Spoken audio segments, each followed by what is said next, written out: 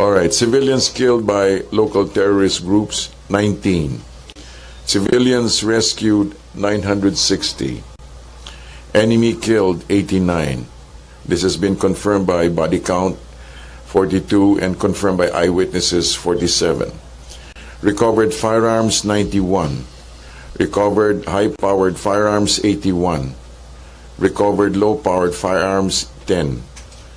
Government casualties, killed in action, 21. Wounded in action, 72. The current focus of operations remains as follows. Clearing of Marawi of militants still in the area. 2. Rescue of trapped residents. 3. Recovery of civilian casualties and victims. 4. Assisting the LGU, CSOs, NGOs on relief operations. Also, government intervention.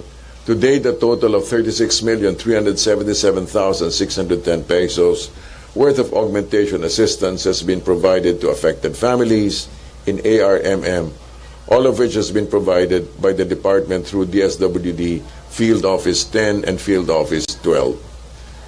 As of today, there have been 18,609 families or 92,628 persons displaced in Regions 10 and ARMM, of which 2,722 families or 13,194 persons are still staying in 22 evacuation centers and 15,887 families or 79,434 persons staying outside the centers. The DSWD Field Office 10 immediately placed a disaster operations center in Iligan on the 23rd of May to augment the operations of the DSW ARMM. Next. The Department of Trade and Industry on May 25 enforced a price freeze on basic necessities and prime commodities in Mindanao. Next.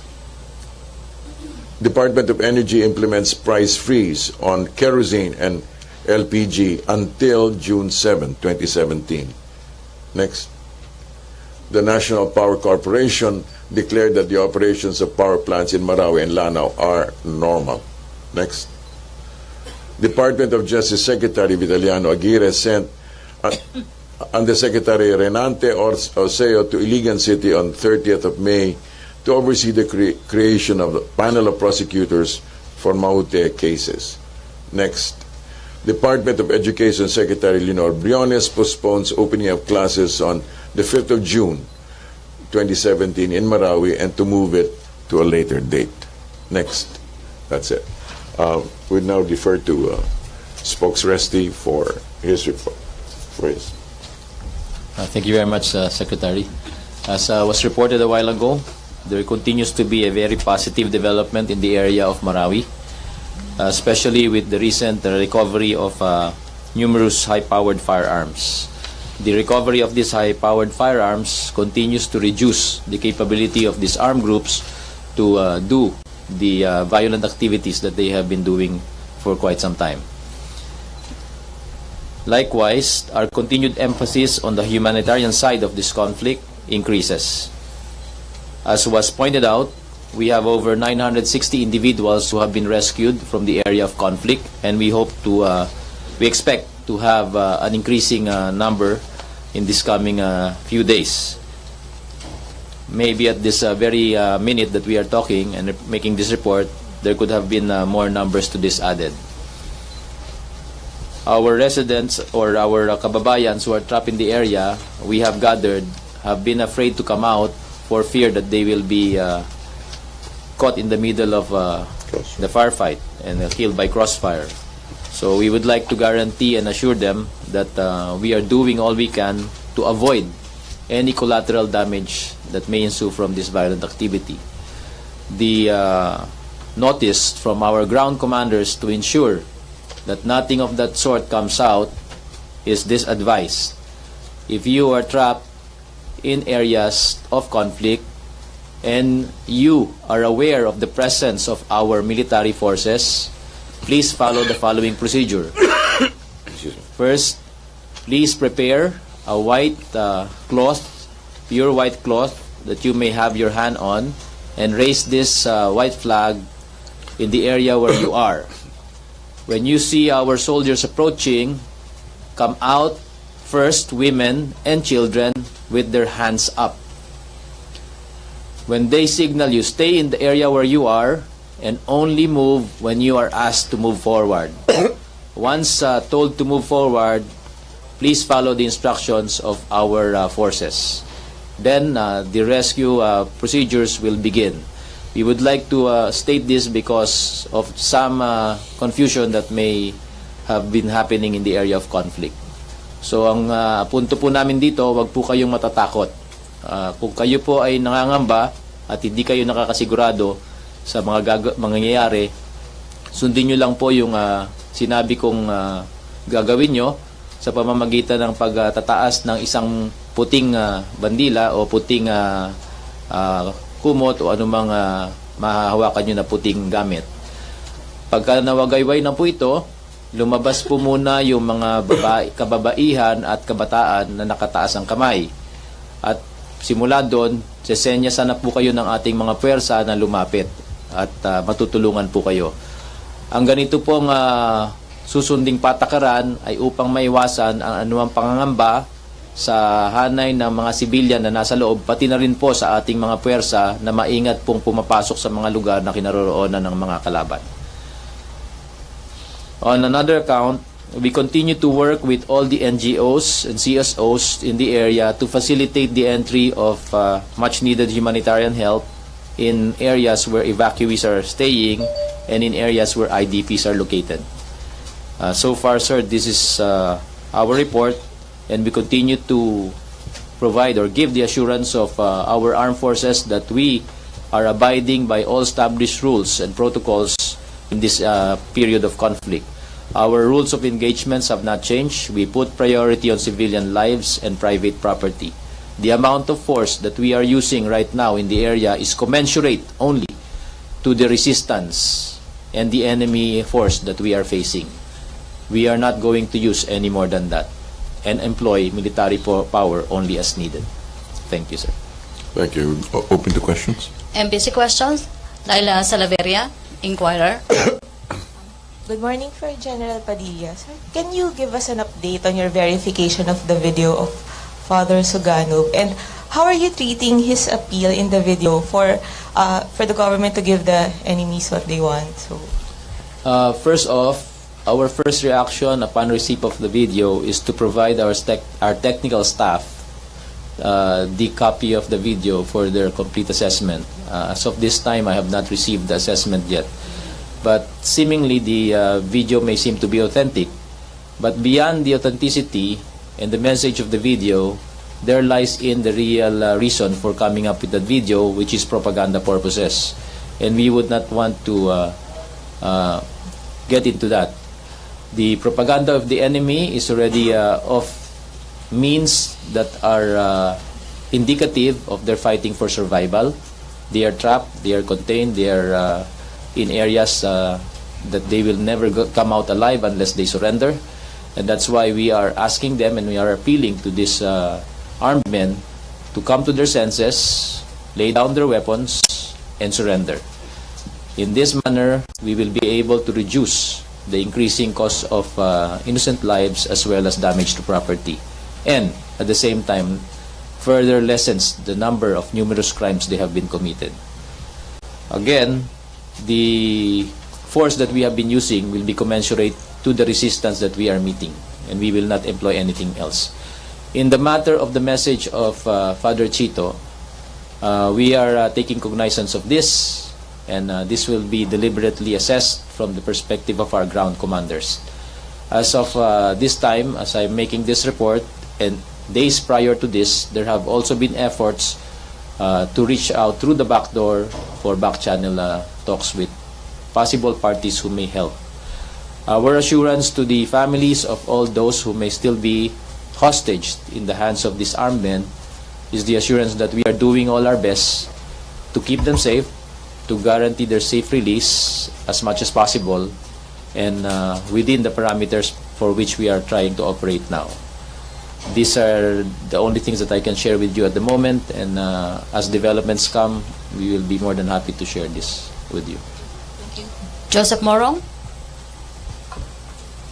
Sir, yun pong sa operation, how much would you be able to quantify how many more days you would need? And The matter of when this will finally end actually rests with the assessment of the ground commanders who are actually in the combat area. So sila ang nakakaalam ng tamang kondisyon, ng tunay na kondisyon sa baba, at sila lang ang makapagsasabi kung kailan talaga matatapos ito.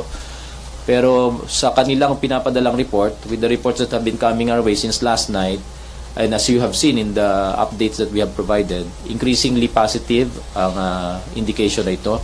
And if I may allude to some of the statements that have been previously done and made and released yesterday by some of our fighting forces, they estimate that they are reaching about 90% completely cleared, and a little bit more than 10% more to go. However, that 10% is most likely going to be the area that will be heavily guarded and defended by any of these armed men if they are protecting any individual of high value. would you be able to disclose, okay lang kung hindi sir, but would you be able to disclose that 10% na area? Unfortunately, even if some of our media friends are revealing specific areas where this battle is going on, I on my part, I'm not at liberty to discuss this particular pockets of resistance within Marawi. Just one last point, sir. Regarding the basis for martial law, I think si SND in an executive session told the senators that our AFP would have been able to contain Maute without martial law. So, any comments on that, sir? There was a clarificatory statement that was issued by the Department of National Defense earlier today regarding that. And if you will allow, may I read that clarificatory statement? Because you see, matters discussed in executive session are not supposed to be revealed in public, and I was surprised that this came out. But thank you, sir. So this is the message that came out from the Office of the Secretary of National Defense, and it states, clarificatory statement of the Secretary of National Defense. Defense Secretary Delphine Lorenzana clarifies that during an executive session in the Senate on 29 May 2017, what he said was that the government security forces can contain the situation in Marawi even without martial law. However, he emphasized that martial law is imperative to once and for all address security concerns in the entire Mindanao immediately and decisively. The situation currently being dealt with by the state security forces goes beyond Marawi City.